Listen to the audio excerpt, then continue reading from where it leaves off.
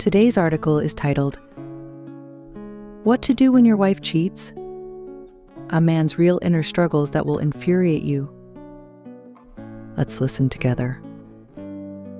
My wife and I met online, and it's been 5 years since we got married.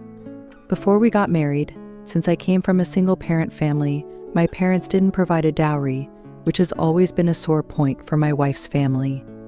After marriage, the relationship between my wife and my mom has been extremely tense, and they would argue over the slightest things.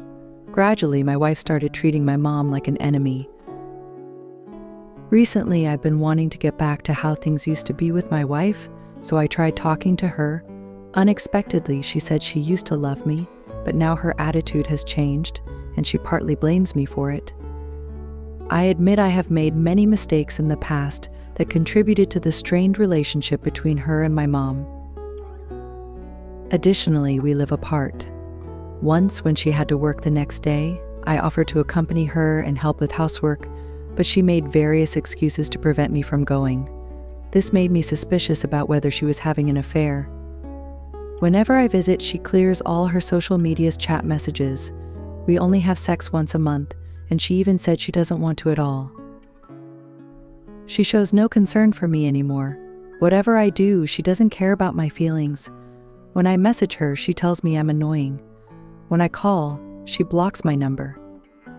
She says she doesn't care about anything that happens to me and regrets marrying me, claiming she only stays for the sake of our child.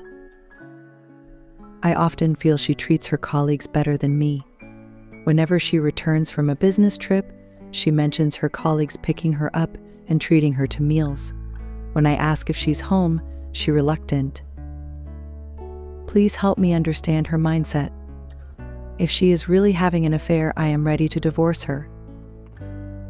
Right now, you are feeling disheartened and seeking advice, hoping for a clear judgment on your marriage because you are too afraid to make the decision yourself.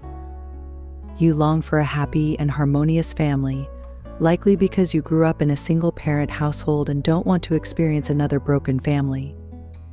This is why you try to save your marriage by doing chores and pleasing your wife, even tolerating her harsh words, fearing that not doing so will completely ruin your home. Perhaps you didn't try to appease your parents during their divorce, so now you try to make up for it by pleasing your wife. Of course, there's nothing wrong with doing things for your wife, but at this moment, she no longer loves you. She just wants to end the marriage as soon as possible. No matter how hard you try, it's futile because her behavior and expressions show no affection towards you. The tighter you hold on, the faster she'll slip away, like sand in your hand. After all, you've been together for 5 years, so there must be a foundation of feelings, but perhaps they've been eroded by daily trivialities. Right now, both of you need some breathing space to clearly see each other and think rationally. You mentioned that if she has an affair, you will divorce her, indicating you can't tolerate betrayal. Prepare for the worst-case scenario, as affairs can't be hidden forever. If she truly has one, then proceed with the divorce as you planned. If you don't want a divorce, give each other time and space to reflect while still improving yourself. Only by enhancing your self-awareness and expanding your emotional capacity can you understand where you fell short in the relationship. In fact, marriage will always face various issues, with 69% of disagreements being perpetual. In other words, marriage is about living with problems. Since most issues can't be solved, maintaining a happy marriage depends on both parties' attitudes towards these issues. Renowned American psychologist John Gottman's 40-year research on marriage found that when people exhibit the following 4 attitudes, it's time to be wary of your marriage. 1. Criticism, attacking the person rather than the behavior, making generalized negative comments like "you're always so sloppy" or "you never loved me." 2. Contempt, using insulting language or making inappropriate jokes to mock your partner. 3. Defensiveness, denying responsibility, making excuses, and blaming each other. 4. Stonewalling, ignoring your partner, refusing to be in the same room, and responding dismissively. It seems your marriage has all 4 attitudes. To revive your marriage, The focus shouldn't be on solving problems, but on whether you can compromise and face each other's vulnerabilities and insecurities together. This doesn't mean ignoring all problems. Appropriate communication is still necessary. However, don't hold the mindset that unsolved problems mean there's no love. For example, if your wife says she's feeling unwell due to her period and you respond with, "I can't help with that, just drink some brown sugar water," she might feel you're not concerned. Effective communication requires more than just problem solving. To break the cycle of ineffective communication. A.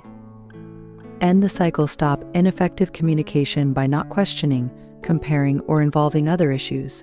Reduce aggressive accusations and express your true needs. B.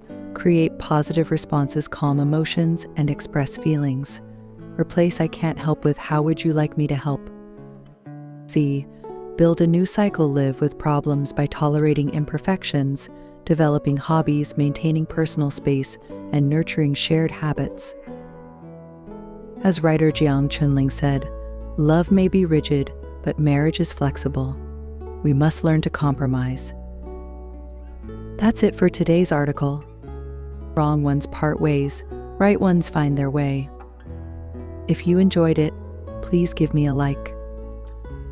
Please share this article with others around you. Let more people hear it. Hope you have new insights every day. Here you will never be alone.